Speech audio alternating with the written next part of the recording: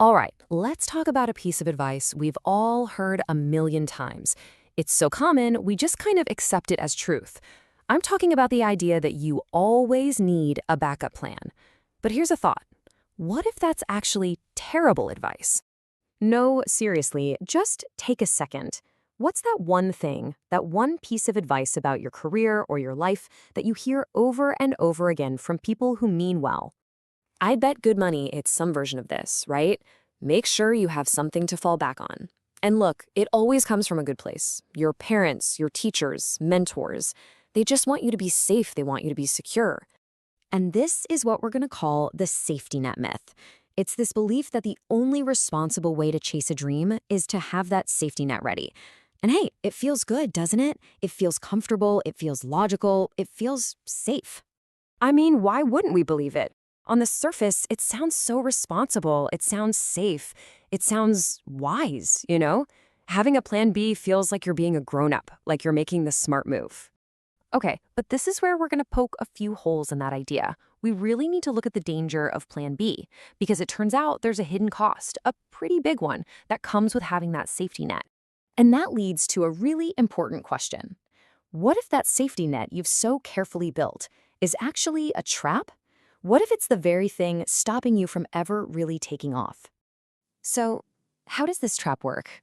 Well, it's pretty sneaky. First off, a backup plan is a major distraction. Think about it. All your energy, your focus, your time, your creativity, it's suddenly split. It's divided between Plan A and Plan B instead of being 100% aimed at the one thing you actually want. And because you're splitting your focus, something else happens. It starts to weaken your resolve, kind of quietly in the background.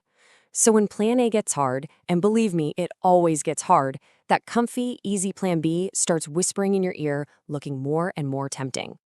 And that right there, that's the real problem. A backup plan is basically a built-in excuse. It's permission you give yourself to not go all in. It's an escape hatch you can use before you've even given your actual dream a real, honest-to-goodness shot. So, okay, if falling back is a trap, then what are we supposed to do? Well, there's a really powerful alternative. It's a whole new way of thinking called the fall forward philosophy, and it completely changes the game when it comes to failure and making progress. Let's break this down. Falling back, that's a retreat. You're moving backward, you're giving up ground. Your focus is split, and you're choosing safety over growth, every time. But falling forward, that's an advance. Even when you fail, you're still moving towards your goal. Let's say you bomb a business pitch. Falling back is saying, well, that's it, I'm gonna go get that safe office job. But falling forward, that's taking every single piece of brutal feedback from that failed pitch and using it to make your next pitch absolutely unstoppable. You're learning from the hit. It takes total commitment, and it puts growth way, way ahead of safety. So what does it actually mean to fall forward? It means that when you fail, and you will, you do it in a way that actually pushes you ahead. It's about seeing failure not as the end of the road, but just as data, you know? So you didn't get that promotion. Falling forward isn't just shrugging and staying put. Nope. It's digging into the feedback, figuring out what skills you were missing, and then mastering them so that next time you're the only possible choice. You learn, you adapt, you advance. You never, ever retreat. Every single stumble is actually a step forward. Which brings us to a pretty radical idea, but I think it's a necessary one. If you genuinely want to grow, if you want to achieve something amazing, you've got to be willing to burn the safety net. It's all about embracing that full commitment to get real growth. And the person who inspired this whole philosophy, they said it perfectly. Just listen to this. I never understood that concept. I didn't fall back.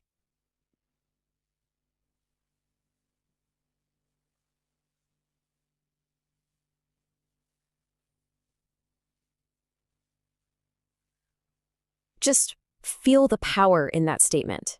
It's a total rejection of the very idea that going backward is even an option. So really, when you boil it all down, the message is simple and it's crystal clear. Committing 100% to your main goal, without that little voice in the back of your head whispering about Plan B, that is the surest, most direct way to actually get it done. And so that leaves us with one last question. And this one is just for you. Take a second and really think about your own life, your own goals. What dream is your backup plan slowly and quietly killing?